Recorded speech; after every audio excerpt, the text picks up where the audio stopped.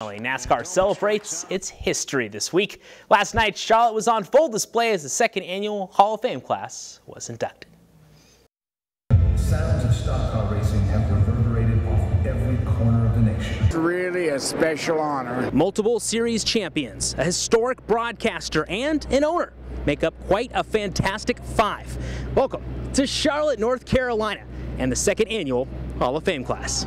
First up, we have Bobby Allison, who's experienced the high of 84 Cup wins, not to mention the low of losing his son to a trackside crash.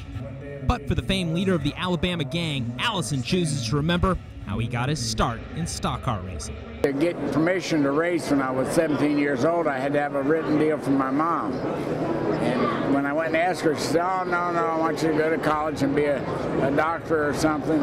I said, "Mom, this is going to get good." And she gave me that permission, which she thought was for a week and I thought was for 100 years. Turned out to be a pretty good decision for the Allison family. There are plenty of famous families in NASCAR, none perhaps any bigger than Petty.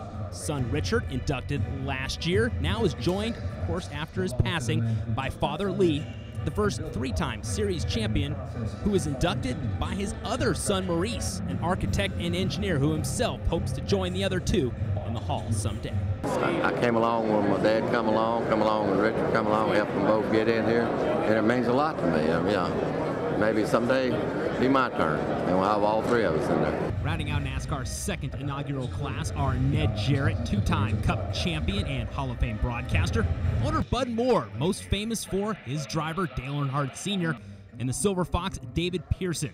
For today's stars of the sport, it's nice to come out and pay homage to the history. And it's just great to see the stars of our past recognized for the work that they've done, no matter if you were part of NASCAR sanctioning body or as a driver or as an owner. It's neat to get to know them and talk to them and kind of hear some of their war stories. And they're always willing to give you advice on what's going on. You can ask them any questions. They're a lot of them are like a grandfather to me, so it's really cool. With over 350 career victories, 11 series championships, it's easy to see why these five have moved up to the top of their class. We're back in a moment.